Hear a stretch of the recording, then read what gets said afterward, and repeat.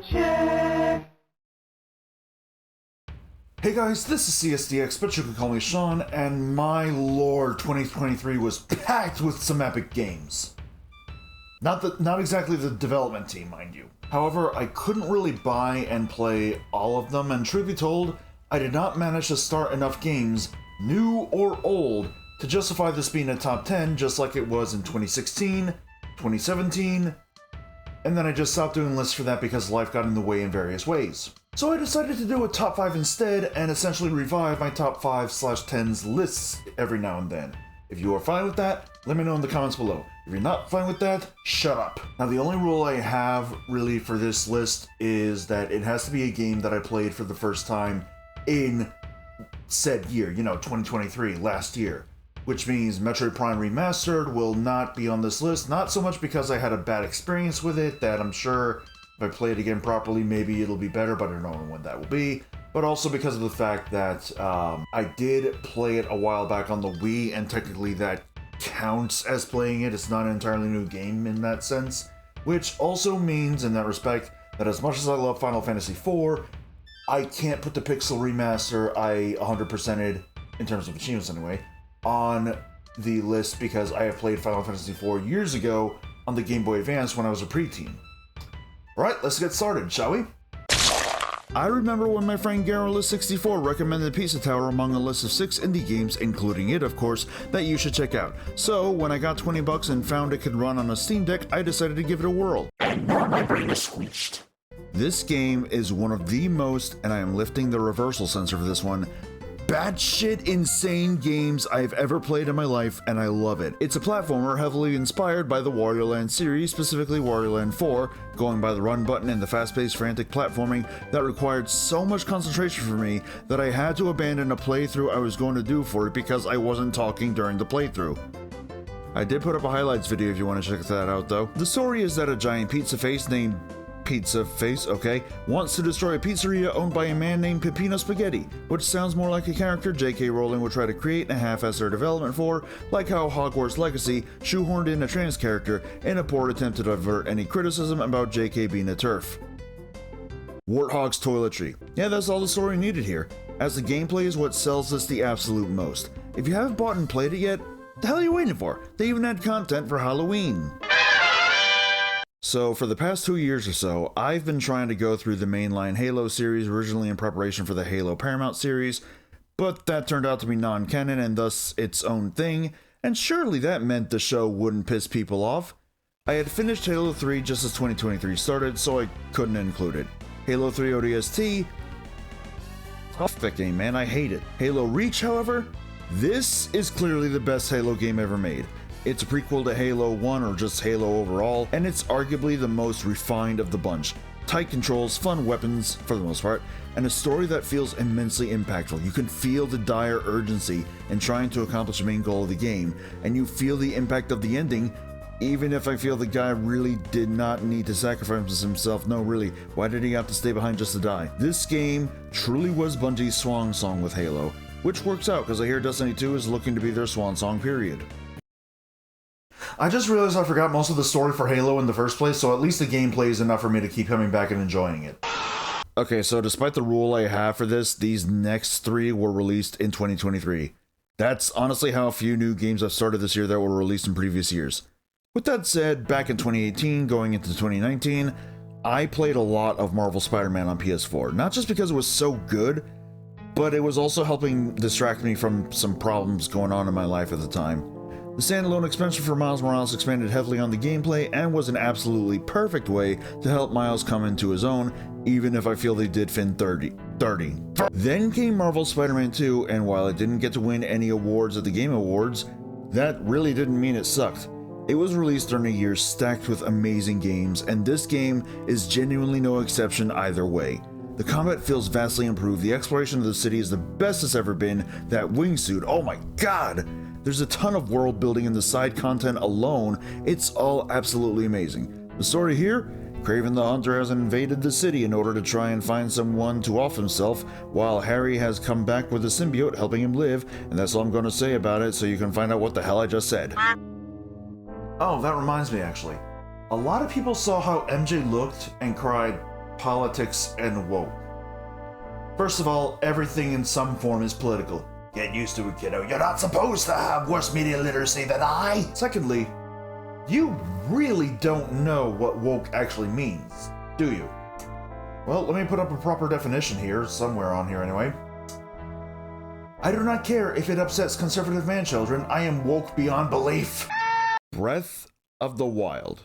A game I consider a soft reboot due to the confusion with its place in the timeline, especially with the next game I'm going to mention taking place after it. This game was practically a masterpiece with some damn good combat, characters you will love, for the most part, and an open world to do whatever in it, including shield surfing till you crash. They ended up working on some DLC for it, and then more DLC, but said the latter DLC became so big in scope that they decided to make it a full game. This is $70 DLC for a game that's still $60 full 7 years later. I refuse to justify the price tag, so I'll judge the game outside of that. Tears of the Kingdom feels like they took the criticisms of the original game, completely ignored that, and decided to make new content that worked around the criticisms instead of actually solving them. Why am I still bitter? It's not even June. Okay, I'm being a bit too harsh, honestly. Regardless, it turns out that despite Calamity Ganon being destroyed, Ganondorf himself has been under the castle this whole time. While going to investigate, Zelda disappears, Link's arm rots, and so does the Master Sword, which helps spell out just how big of a bad you're up against. And after Ganondorf upheaves the castle, Link finds himself in the sky with a new arm, gaining new abilities such as recalling items in a form of time travel, fusing items to weapons, which actually does kind of make up for the durability issue, I think, and fusing everyday objects with other everyday objects, among other things. I need not to downplay that last part. This is fucking amazing! The potential for what people could create here and have created here is limitless, and I think that was the intention, as the game was allegedly finished by 2022, but they spent an entire extra year testing the game out to make sure the fusions would work properly. They put more care into this than I do drinking water. Now you're probably wondering, if not Spider-Man and not Zelda, the hell's my game of the year? Well, first let's do some honorable mentions and discuss why they didn't make the list. AEW Fight Forever. This has some of the best gameplay a wrestling game has ever had, but while I don't mind the content being a bit lacking, the lack of proper communication about plans for the game, as well as putting stuff that should be part of a free update as paid DLC, and I don't mean the wrestlers, just overall sucks. I did hear allegedly that, like, Ziddy, one of the spokespeople for THQ involving AEW Fight Forever, mentioned that Season 2 was planned before they had any feedback on how to improve the game, so fingers crossed. Pac-Man World Repack. One of the most fun 3D platformers I've ever played in my life. It just didn't make the cut is all. Power Wash Simulator. Yes, really. This was a comfort game for me for a good while and was something I could quick pick up and play during my break at work, for example. The story was surprising to see too. Again, it just didn't make the cut. Metal Hellsinger, a rhythm game in the style of Doom with iconic metal singers in the soundtrack. I didn't really play enough of it though to give it a spot on the list. I should definitely play it more though. Lastly, Super Mario RPG, a short but absolutely stellar remake of one of the best games ever made that feels just as amazing, if not better than the original, especially with the newly added post-game content.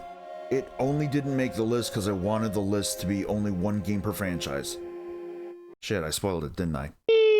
For those that don't know, I'm more of a Sonic fan than I am a Mario fan.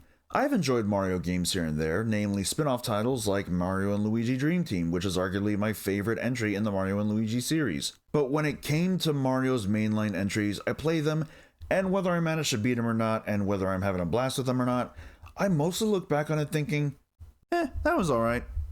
Super Mario Bros. Wonder is the first Mario game that I played grinning ear to ear the entire time and will look back on fondly, having loved every single moment of it. The story that Miyamoto hates having for some stupid reason, look, just let the poor plumber evolve and adapt, Shaggy, is that Mario and the gang visits the neighboring Flower Kingdom, and Bowser shows up and causes trouble by grabbing a Wonder Flower and using it to fuse with the Flower Kingdom castle. Yeah, that checks out, so Mario and the gang set out to save the day. If you play through the game normally, it's alright. But that's why you need to find the Wonder Flower in each level, especially since you need the Wonder Seeds you get from them to progress through the game. You can trigger effects such as becoming a blob, walking on the wall, turning it into a top-down perspective, and this.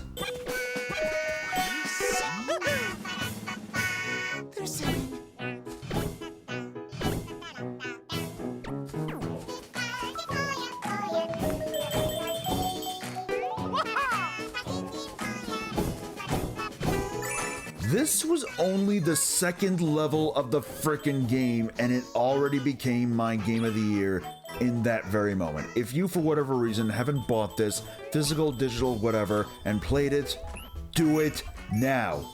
Or at least when you have the money anyway.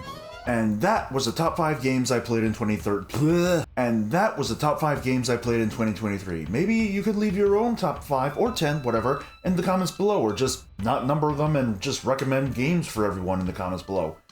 But wait, what about my game of the year for the 5 years prior that I missed doing this list? Well, here they are. 2022 was Sonic Frontiers. Terribly sorry, Pokemon Legends Arceus, who were still absolutely amazing. 2021 was Axiom Verge 2. Yeah, okay, so, it turns out I somehow forgot Metroid Dread was a thing, so in actuality, my 2021 Game of the Year was Metroid Dread. However, that is not to sell Axiom Verge 2 short at all. I highly recommend you get that game and play it as well. And on top of that, go for at least 80% map completion. Just trust me on that one, please. Thank you. 2020 was originally Animal Crossing New Horizons, but I feel like it hasn't held up as well as I had hoped it would, and I feel like it's only gotten so much praise because of the pandemic, but to be fair, it was a game released at the right time that people needed just to, like, be happy in some form during one of the darkest times of our lives. But despite that, I'm gonna go with Doom Eternal instead. 2019 was a tie between Iconoclast and Pokemon Sword and Shield, and 2018 was Marvel Spider-Man. Now I'm going to bed. Goodbye.